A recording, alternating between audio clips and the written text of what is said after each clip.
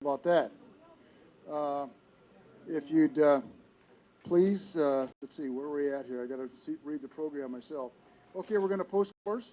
So if you would please stand, and if you're a veteran, please salute. If you're not,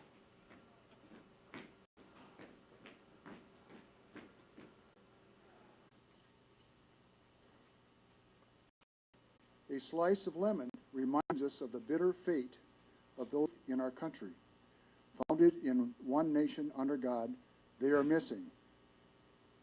And please remember their service and sacrifice.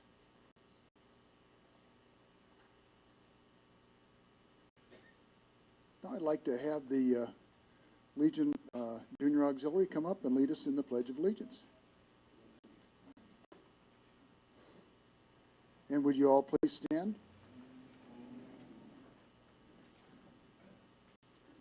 Would you like a microphone?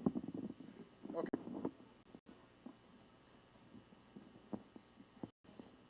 I pledge allegiance to the flag of the United States of America, for which is republic.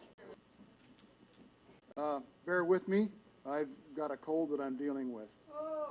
What so proud of us first singing in air, fade through the night, that our flag was still there. Oh, say does that star-spangled banner yet wave o'er the land of the free?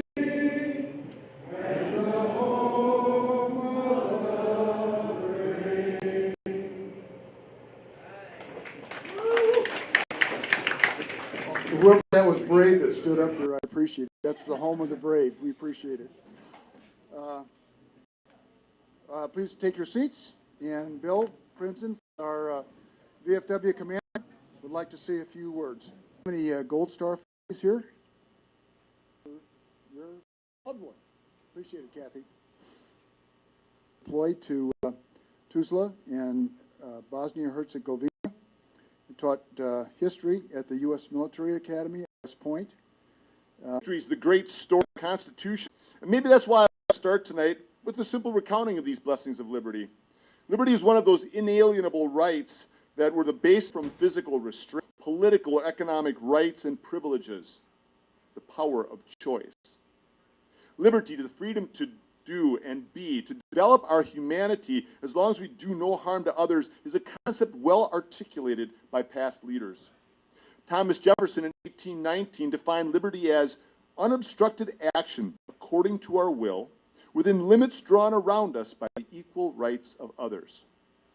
Lincoln expressed liberty in the Gettysburg Address as government of the people, by the people, and for the people. Liberty is outlined by President Roosevelt in his State of the Union address in January 1941, not too far before Pearl Harbor. Talked about the four freedoms. What have people done to get it? They've braved everything and risked all. Why did they come to this country? Some came to escape government dominating their lives. They came to get away from as prisoners of war and shipped here as slaves. But it was here that they learned of liberty, and it was here that they helped us move closer to that ideal of liberty through the crucibles of the Civil War and the Civil Rights Movement. The desire for liberty has motivated still other peoples to get in boats, risk their lives, and flee places like Cuba or Vietnam. It drove people to break through the Iron Curtain and stand against tanks in Tiananmen Square or accept imprisonment for their ideas. It moved many of our ancestors to leave everything they owned, which often wasn't much, to come to America with little more than the clothes on their back. The richest did in the not-so-distant past.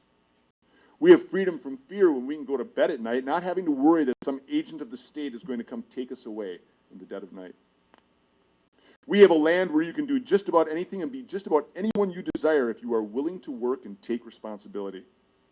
We still have a land where each of us is truly only limited by the content of our character and the strength of our spirit, where we do not need to be guaranteed happiness, just the opportunity to pursue it. Is it perfect? No. Although I think we have always known what liberty was, it has been hard to achieve it. And we are still moving forward toward that more perfect union desired in our Constitution. Are there violations of the ideals of life, liberty, and the pursuit of happiness? Yes. Sadly, they still exist in ways big and small. But in the 6 years since our founding fathers brought forth this new nation, we've remained dedicated to that principle that all are created equal. And we've learned what it meant, and we are still learning as we move forward. Show me another country or a constitution with the same record, the same drive towards liberty, the same dedication to providing freedom for all its citizens. Is it worth defending? I think so. And during the Vietnam War. For my generation, we were led by those who had sacrificed so much in Vietnam, and they helped to prepare us for our missions in the Middle East, the Persian Gulf, the Balkans, Afghanistan, Africa, and many other places. We are all links in a chain of service stretching back to even before that Declaration of Independence was dedicated to liberty so long ago. Who are some of the other links in that chain that come to mind? To me, they are Nathan Hale, captured while spying for the Continental Army, standing resolutely at the gallows and declaring, "I regret that I have but one life to lose for my country." They are George Washington, not only for his service during the Revolution, during our War of Independence, but perhaps more importantly afterward, when he shamed these young hotheads in Newburgh, New York. See, they hadn't been paid by Congress, and they were ready to march down to New York City and take over. While calmly speaking to his comrades, Washington pulled out his eyeglasses and reminded them they are Presley O'Bannon, as mines were called, center, in an action that was possibly more critical than Chamberlain's famous defense earlier the day at Little Round Top. There are units like Minnesota's 155th Field Artillery, part of the famous Rainbow Division in World War I, or the Devil Dogs of the United States. Crews of Coast Guard cutters like the Icarus and Thetis fighting U-boats shortly after our entry into World War II, or the battling bastards of Bataan, like men of Brainerd's Company A, man constantly vigilant for nuclear attack during the decades-long twilight of the Cold War. Some of these links remain relatively anonymous, like the isolated soldiers and sailors of the late 19th century on the land and ocean, survived but could still enjoy the blessings of liberty. We veterans survived and even thrived under conditions of heat and cold, mud and dust, hunger and thirst, fear and pain, facing real emotions and working with real people. Why? If we were to ask those veterans of the past, they'd probably say things like, "I did it for my buddies, there was nothing better to do," or some other humble response. And I'll bet most of you probably say the same thing. But I believe it was more than that. Bonds of camaraderie, dedication to our buddies, is no guarantee that an army will stay and fight. Plenty of armies with a strong esprit, a strong dedication, have quit the war or even turned on the people they were supposed to defend. Why did these Americans do it? Why did you do it? I'll tell you what I think. We did it for the people. We did it for our fellow citizens. We did it for future generations so they could have the same opportunity, the same chances, better than even our ancestors had had. We did it for liberty, to live our life to be free to speak, free to worship, free from want, and free from fear. Do veterans face difficult times and uncertainty? You bet. This hardship is another bond that we all share, whether reserve, regular, National Guard, in the air, on land, at sea, at home, or abroad. Because the defense of liberty can be, and often is, a burden to bear. Let me be blunt. That burden I refer to is the hardship of our service and the pressures we bore defending the Republic. It is the lack of sleep standing watch, the heat of the desert while on patrol, the guilt of missing yet another wedding anniversary, the constant question, will I measure up to the challenge ahead? It's the loss of one you lead. It is the memory of a friend who did not make it home. You see examples of this burden in the 1,000-yard stare of that veteran who's been up on the front line too long. You understand that burden when you know that that General Eisenhower was smoking over 3 packs of unfiltered Camels a day by 1944. Have you seen the before and after photos of the creases that had formed on the face of Abraham Lincoln? Or have you noticed the gray hair that overbears of Doc Bradley mentioned in the book Flags of Our Fathers? Some of us, some of our brothers and sisters, bear that aspect of the burden. We're all understandably reluctant to talk about it, talk about our experiences, but we should. We can and we should share our burdens. Of course, the burden's been compounded in the past by elements in our own country who sought to undermine the efforts to preserve and advance the cause of liberty we so desperately need. Whatever their name, radicals of today, they have one thing in common. They simply fail to realize that, as the bumper sticker so truly says, freedom is not free. The solutions they offer will not promise liberty, community, or brotherhood. Their solutions seek to limit us, cause us to withdraw, make us think that we are not worthy of life, liberty, or the pursuit of happiness. Some seek to suggest that our country is not worth it. They try to tell us that we are irredeemably flawed American experiment by downplaying the progress that we have made. We who served, and you who stand with us, must understand and find peace with this burden. We must face it and deal with it, even celebrate it. If for no other reason, then what is at stake if we don't? There are things I focus on when I struggle with this burden.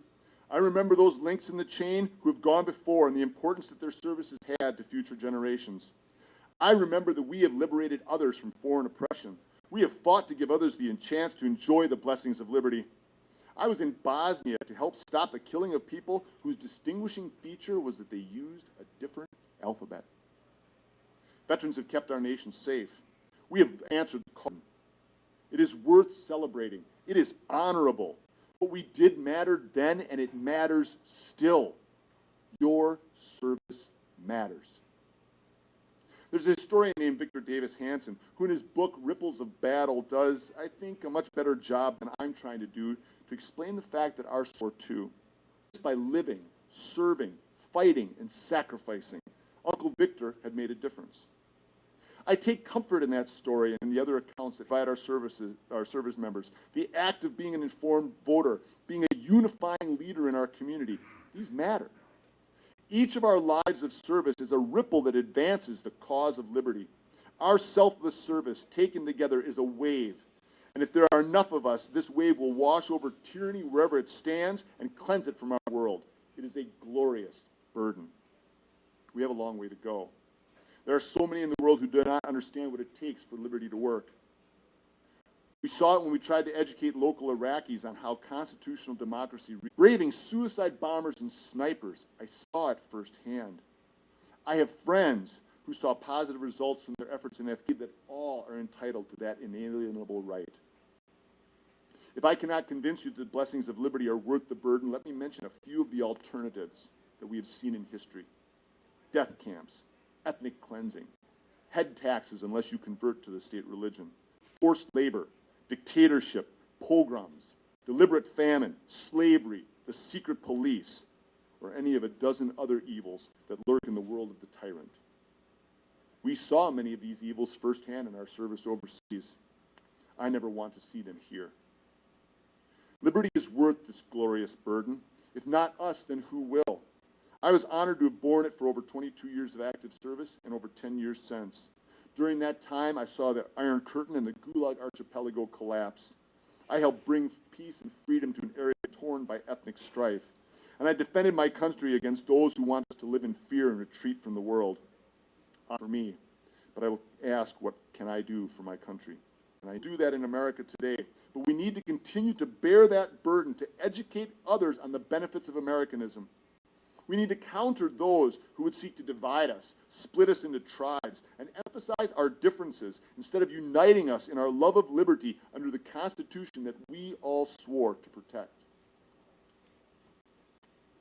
All of you here tonight are critical links in the chain that anchors us to the Declaration of Independence and our Constitution. You matter. Your past service has great meaning, and your continued service matters still today. I want to close tonight with one of my favorite poems that I think is appropriate to the message I'm trying to share tonight. It's called In Flanders Fields. You've probably heard it, by Lieutenant Colonel John McCrae, who was a doctor with the Canadian Armed Forces in the First World War. Flanders was a place of both great beauty but also terrible horror, and mud and death. The poppies he mentions were real versions of the same blood red, that same torch that's held by the statue in New York City. Here's the poem. In the sky the larks still bravely singing fly, scarce heard amid the guns below. We are the dead, short days ago we lived, felt dawn, saw sunset glow, loved and were loved, and now we lie in Flanders fields. Take up our quarrel with the foe, to you from failing hands we throw the torch, be yours to hold it high.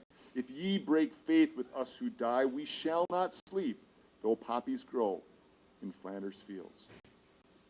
I hope you will leave here tonight reminded that you are incredibly important.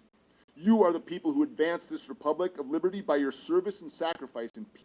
You know that our country is not perfect, but it remains the world's last best hope as long as it remains committed to the principle that all are created equal. You all contribute to the advancing of this principle by your continued service, support, and sacrifice, forging new links in that chain so that the blessings of liberty will continue. This is worth celebrating. You can help pass the torch of liberty to future generations by remembering the positive difference you have made, by encouraging young people to serve, by voting, by telling the real story of America as land of the free. I thank you. Your country thanks you. And I wish you a very happy Veterans Day. May God bless you, our fellow veterans, our nation, and its constant.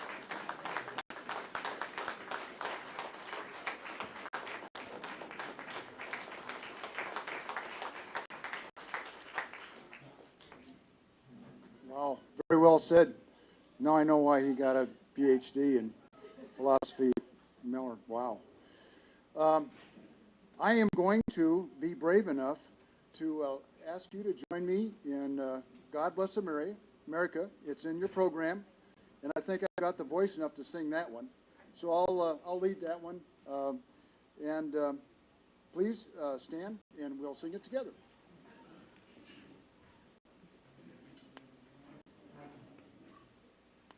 Guide her and guide her through the night with the light from above, from the mountains to the prairies, to the oceans wide. Thank you. You can be seated. And now, words from Commander of American Legion Post 225, Paul Siebert.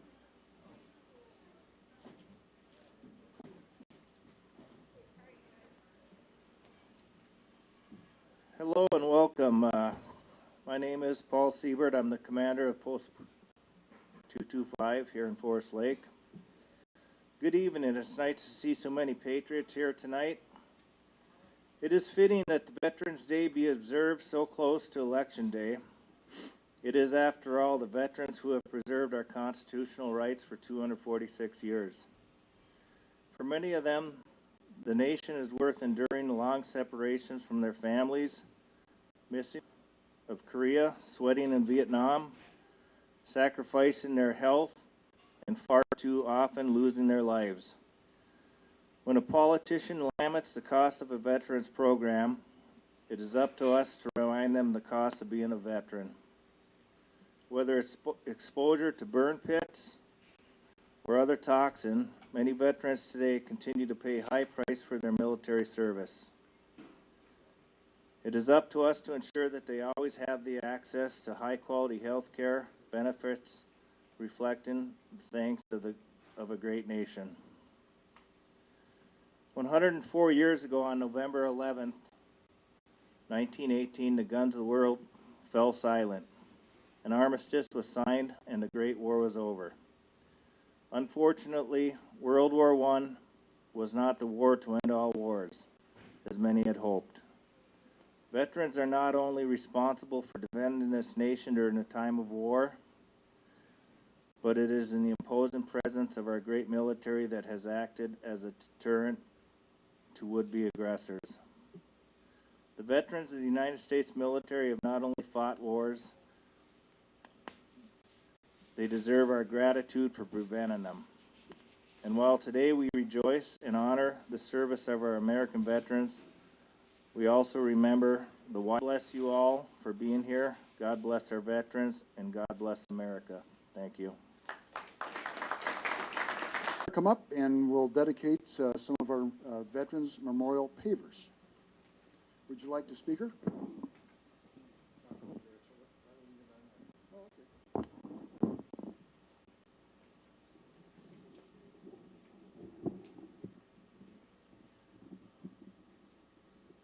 I have a couple of the pavers over here. And actually, we would have liked to have had them that are on the back side of your program here, but like what happened last time, they didn't get made. I called the granite company, well, I emailed them about 10 days ago and says, well, or 2 weeks ago, are we going to have them this time? Because we didn't have them for Memorial Day, the ones that were for Memorial Day. And no, they are still having a supply problem. So anyway, what we're doing is we'll dedicate these that were supposed to be here. So I'll mention them, and they're on the back side of your program here. And so the way we work it is, first of all, if they're a deceased veteran, there'll be that little asterisk there in front of their name. If they're still living, does not have that. That's the first thing. So Raymond Tolsman. So is Terry Tolsman our family here? That's Terry's is Ray's son.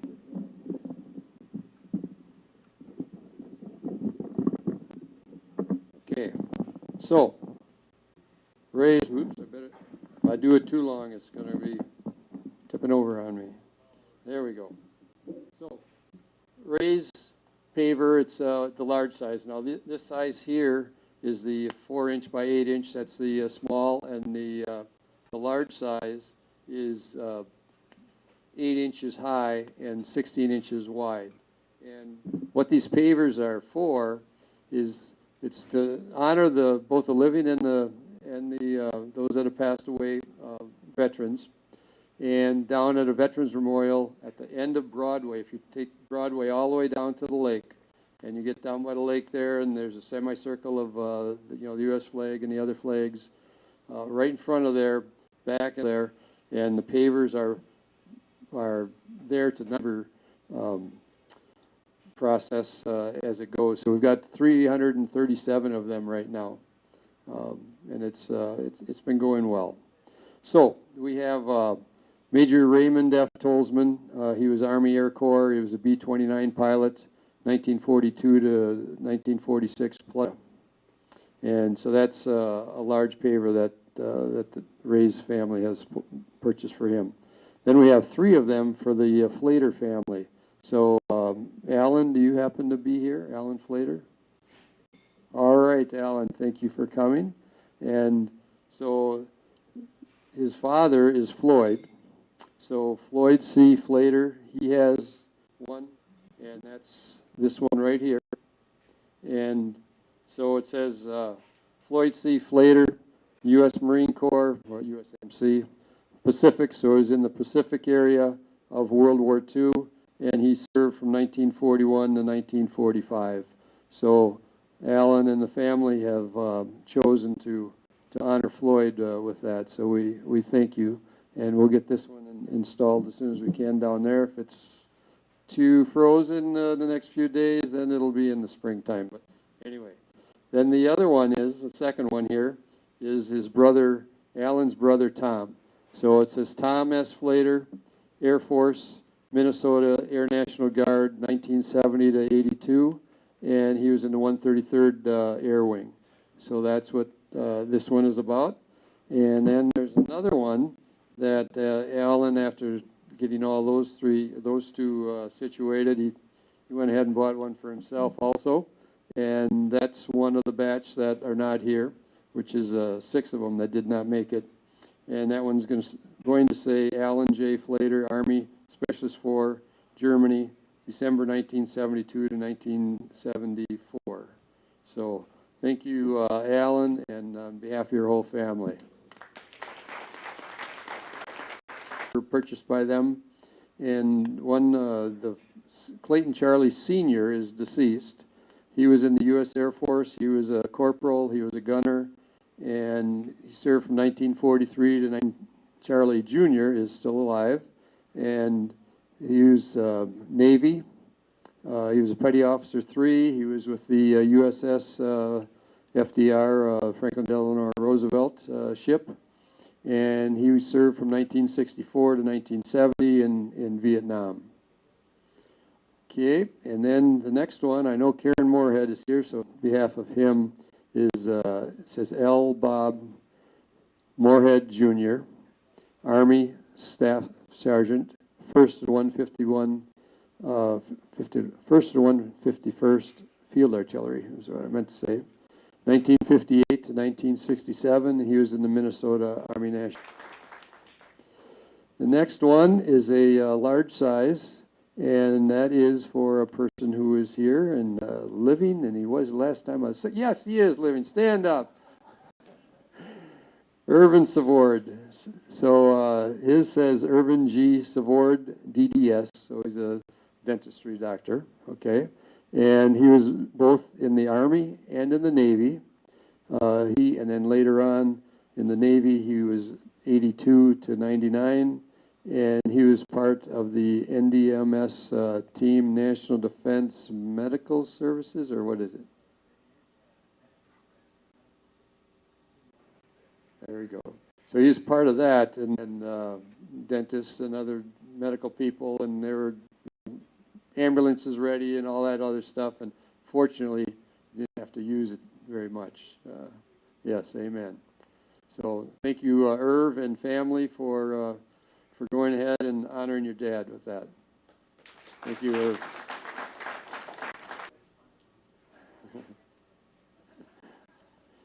You'll answer that, huh? Yeah, Amy, his daughter, says you'll answer it. Of course, Amy, you'll have to answer to anything also, right? Okay. So next and the last one here is the deceased Robert Swinghammer. Is any of the Swinghammer family here? We on the Legion side, we went ahead and did the honors for Bob Swinghammer down in the Catholic Church a little bit south of here. But his wife, she worked at St. Peter's for many, many years in the secretary or something to that effect. So anyway, Robert Swinghammer, and then the second line is Army Medic, and the third line is December 1956 to 1958, and that is also a large one. So that's on the committee of it, and this, we've revamped because we're looking at another concept plan that we've come out with, and the second group, Dave Roving is on that. Bob Detmer was on the first one. He's on the second one. Mark Finneman is our architect guy that's putting things together to get the new draft plan and all, and we've sorted through that for almost a year now. Gary Lee from the Lions is another person on it, and then Jamie Mouche is the parks person, the full-time parks person for the city, and so she's on the committee. And then the Forest Lake Chamber of Commerce lead person, Nanette Lanassa. So anyhow, we put together a new style and whatever, and you can go on the City of Forest Lake website, look up Veterans Memorial when you get on their homepage, and you can look at what it's going to look like. It's going to be in the same place that it is right now where the pavers are. And the pavers will be there, but they'll be on a little bit of a raised dishonoring sort of thing. And so they'll be in a raised platform, and there'll be a centerpiece with the U.S. flag and all. And so anyway, you can look for that in the future, and then we'll be going out for donations for people and companies and all, so that we can get that built. So go ahead. Kelly Roberts is on our committee. Kelly Roberts, yes. And on top of that, Kelly, the Roberts family, paver. They provide a paver. Yes, Colby is, raise your hand, Colby. He's from Roberts. And so Kelly, yes, I was doing that off the top of my head. So anyhow, yes, Kelly Roberts is on there too, and he's a great asset for that. So that's...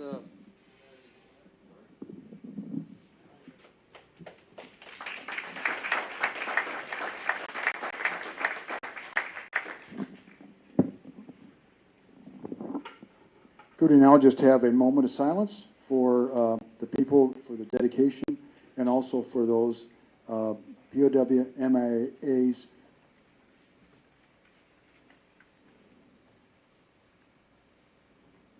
Now, Ron will go out and lead our rifle squad. We're going to, if you'd like to stand for that, that's up to you. Actually, we're asking that you stand for that. And again, if you'd like to, we'd ask that you hold your hand over your heart or salute during the rifle salute.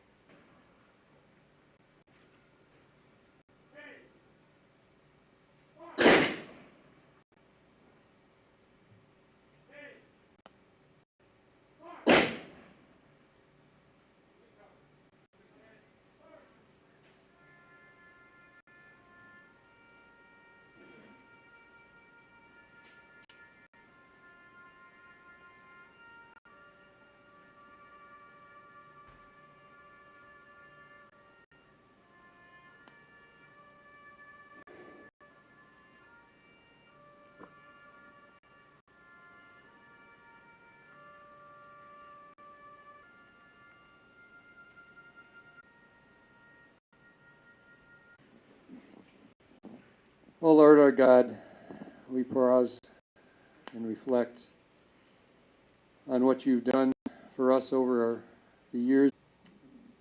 We repent of that and give us a new freedom and a new life, and we thank you for all of that.